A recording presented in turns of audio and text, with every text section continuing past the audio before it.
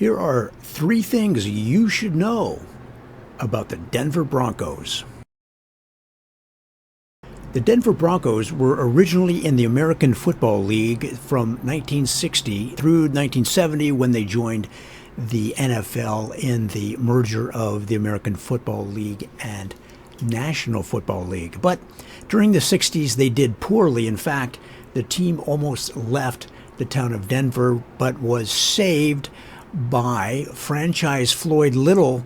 He was basically attributed with helping keep the team in Denver because of his stellar on-field performance. At only 5'10" and 195 pounds, he was the first Bronco to run more than 1,000 yards in 1971, and he led the NFL that year when he finished at 1,133 yards. Amazing. Wait a minute. The guy was only 5'10"? I'm 5'10". I can play in the NFL. They're calling right now. They're returning my call. Hey, is this the NFL? Yeah, did you get my call? Thanks. All right. No way I could ever play in the NFL ever, and I would be a danger to the other players. Okay, it sounds pretty final. All right, let me ask you this. What about one of those guys that carries those chains? Anything there? After 12 years as a team, the Broncos finally had a winning season in 1972 with a record of 7-5-2. And to this day, Denver fans chant 7-5-2, much like the way the Ohio State fans and students say OHIO.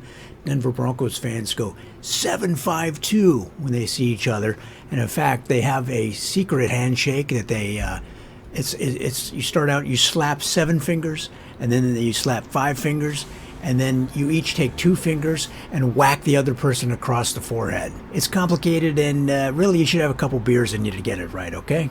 Did you know that Dan Reeves was the youngest head coach in NFL history when he took over the leadership of the Broncos in 1981? That's right, he was in high school. He had to get permission from his parents to coach the team. One day, he was leaving school for practice when an older kid stopped him in the hall and said, hey, where are you going? He goes, me? I'm going to 3 Super Bowls where I'm going to lose to the Giants, Redskins, and 49ers. And the older kid was like, well, okay then. Just don't run in the halls, dude. Is that too harsh? They had one of the best quarterbacks in the history of the game, and they lost 3 Super Bowls.